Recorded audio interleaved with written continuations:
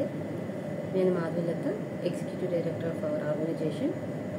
మన గ్రూప్లోని 497 యాక్ట్ గురించి పోస్ట్ చేసినప్పుడు కొన్ని డౌట్లు ఉన్నాయి కాబట్టి నేను ఆ యాక్ట్ గురించి చెప్పాలనుకుంటున్నాను. అలాగే రీసెంట్గా జరిగిన మన రంపచోడవరంలో కూడా చాలామంది ఇదే విషయం మీద పర్సనల్గా వచ్చి కూడా నన్ను డౌట్లు అడగడం జరిగింది. అలాగే గ్రూప్లో జరిగిన అక్కడైతే క్లియర్ చేశాను. మరొక్కసారి మన సభ్యులందరికీ, ఎందుకంటే మన ట్రైనింగ్ క్యాంప్లో ఇది కూడా చెప్తాము, మిస్ అయిన వాళ్ళు కానీ ఇది ఉంటే వాళ్ళు వింటారని చెప్తున్నా. ముఖ్యంగా ఏంటంటే ఈ 497 అనేది మన ఐపీఎస్లో తొలగించబడడం జరిగింది. 497 అంటే వ్యభిచారం అనమాట, అడాల్టరీ అంటారు. అంటే ఒక భార్య భర్త వివాహం అయిన తర్వాత వాళ్ళ పార్ట్నర్తో కాకుండా వారు వేరే వాళ్ళతో వివాహేతర సంబంధం పెట్టుకున్న ప్రతి ఒక్కరూ ఈ యొక్క యాక్ట్ కింద ఒకప్పుడు దీన్ని 2022 ముందు వరకు అరెస్ట్ అనేది ఉండేది. అంటే ఎలా అంటే ఒక భర్త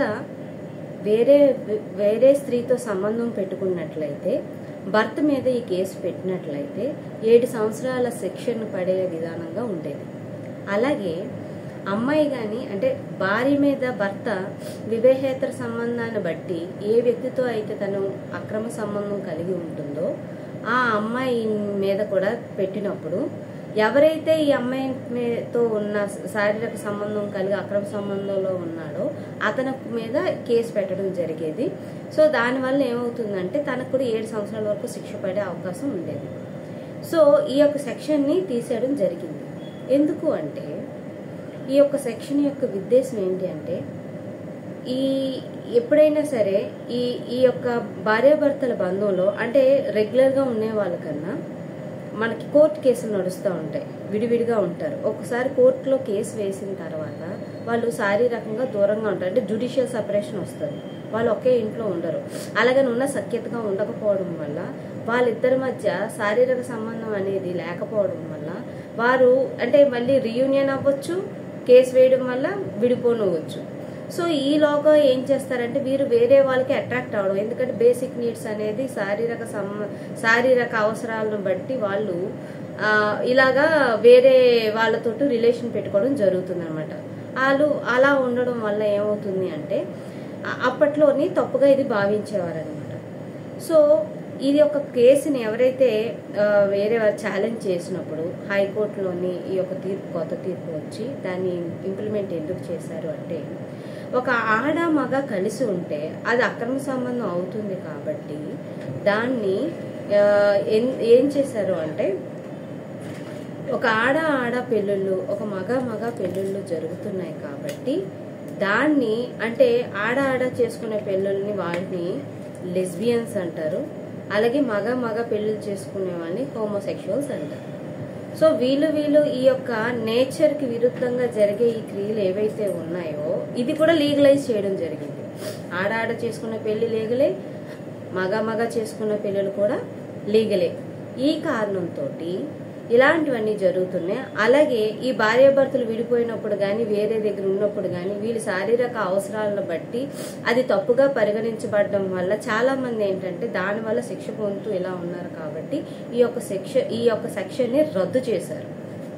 ఈ రద్దు చేయడం వల్ల ఇప్పుడు ఎవరైతే ఉన్నారో బహుభార్యాతత్వం, అంటే లీగల్ గా మ్యారేజ్ చేసుకుంటే తప్పు. ఈ చట్టం చెప్తుంది ఏంటి అంటే ఇందులో ఆశ్చర్యకరమైన విషయం ఏంటంటే ఒక పెళ్ళయి డైవోర్స్ తీసుకోకుండా అది భర్త గాని భార్య గాని అయినట్లయితే అది తప్పు కాదు, అది తప్పు.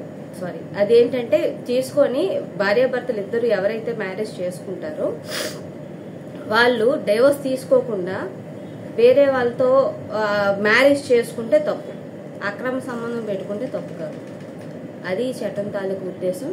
సో మనకి చాలా ఈ కంప్లైంట్స్ వచ్చినప్పుడు ఇది మనం, ఎందుకంటే జనరల్ గా మనకున్న నాలెడ్జ్ని బట్టి కానీ ఇంతకు ముందున్న మనం దానికి అలవాటు పడ్డాం కాబట్టి దాన్ని బట్టి మనకు వచ్చిన కంప్లైంట్స్ని బట్టి వేరే వాళ్ళతో ఉన్నప్పుడు అది వాళ్ళు ప్రూఫ్తో సహా, భార్య కానీ భర్త కానీ ప్రూఫ్తో సహా దొరికినట్లయితే అది కోర్టులో సబ్మిట్ చేసి ఇదిగోండి ఈ కారణంతో మా హస్బెండ్ వేరే ఆమెతో ఉన్నాడు, లేదు అంటే మా వైఫ్ వేరే వాళ్ళతో ఉందని మీరు ప్రూఫ్తో చూపించినట్లయితే ఇమీడియట్ గా డైవర్స్ అయితే ఇస్తారు. కానీ వాళ్ళ మీద పనిష్మెంట్ అనేది 497 ప్రకారం పనిష్మెంట్ అనేది ఉండదు. అంటే ఈ యొక్క సెక్షన్కి శిక్ష అనేది ఉండదు అనమాట. సో అందుకని ఈ 497 అనేది పెట్టడం జరిగింది. దీనికి మూల కారణం ఏంటంటే ఈ స్త్రీలను ఎవరైతే అనుకున్నారో వాళ్ళకి ఏంటి అంటే వాళ్ళు సొత్తుగా భావించేవారు అనమాట. ఈవిడ కూడా ఒక అసెట్ అనమాట. సో వీళ్ళని అమ్ముకునే రైటు ఉండేది, వీళ్ళని రెస్ట్రిక్ట్ చేసే రైటు పూర్వంలో ఉండేది అనమాట. సో ఆ యొక్క సిద్ధాంతం అలా నడుస్తూ ఉన్నదాన్ని బ్రేక్ చేస్తూ స్త్రీకి కూడా స్వాతంత్రం ఇచ్చారనమాట.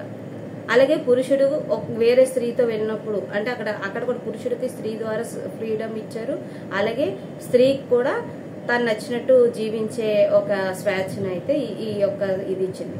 ఇది మనకి తప్పుగా అనిపించినప్పటికీ చట్టం చేయబడింది కాబట్టి మన చట్టానికి అనుగుణంగా వెళ్ళాలి తప్ప దీని మీద మీరు ఓవర్ రియాక్షన్ అవ్వడం కానీ లేకపోతే ఇది తప్పు కదా అని ఎంచడానికి కానీ మన వరకు ఈ సమస్యలు భార్యాభర్తల సమస్య వచ్చినప్పుడు కొంచెం జాగ్రత్త వహించి కేసుని చాలా సెన్సిటివ్గా మీరు దాన్ని డీల్ చేయాలని నేను ఒక వీడియో చేశాను. సో సభ్యులందరూ గమనించి ఈ యొక్క సెన్సిటివ్ విషయాన్ని మాత్రం మీరు జాగ్రత్తగా చూసి మీరు ముందు జ్ఞానం దాని మీద కాస్త నాలెడ్జ్ పెంచుకొని ఈ యొక్క కేసు డీల్ చేస్తారని కోరుకుంటున్నాను.